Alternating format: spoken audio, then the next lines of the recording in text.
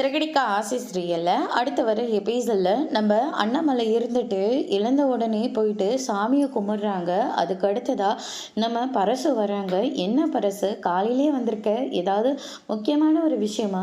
என்ன அண்ணாமலை உனக்கே தெரியாத மாதிரி கேட்டுக்கிட்டு இருக்க, இன்னைக்கு என்ன நாளுன்னு உனக்கு என்ன தெரியாதா அப்படின்ற மாதிரி சொல்லிடுறாங்க. இதெல்லாம் இப்போ தேவையா அப்படின்ற மாதிரி சொல்லிக்கிட்டு இருக்காங்க. அதுக்கு அடுத்ததா நம்ம விஜயா வராங்க.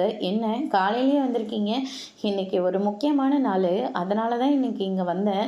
ஆமாம், இன்னைக்கு என்ன நாள்? இன்னைக்கு என்ன சனிக்கிழமை தான் அப்படின்ற மாதிரி சொல்லிட்டு போகிறாங்க.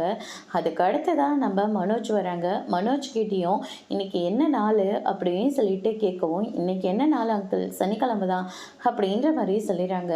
அதுக்கு அடுத்ததாக வந்து பார்த்திங்கன்னா நம்ம ரவி இருந்துட்டு ஹோட்டல்லேருந்து சாப்பாடு வாங்கிட்டு வராங்க. என்னப்பா இன்னைக்கு ஸ்பெஷல் நாளுன்றதுனால ஹோட்டல்லேருந்தே சாப்பாடு வாங்கிட்டு வரியா? இல்லை இல்லை, கேஸ் தீர்ந்து போச்சு அப்படின்ற மாதிரி சொல்லிக்கிட்டு இருக்காங்க. அதுக்கு அடுத்ததா இதெல்லாம் இப்போல்லாம் நமக்கு தேவையா அப்படின்ற மாதிரி அண்ணாமலை ஒரு பக்கம் சொல்லிட்டு இருக்கிற போது மேலத்தாளத்தோடு நம்ம முத்துவும் மீனாவும் வராங்க.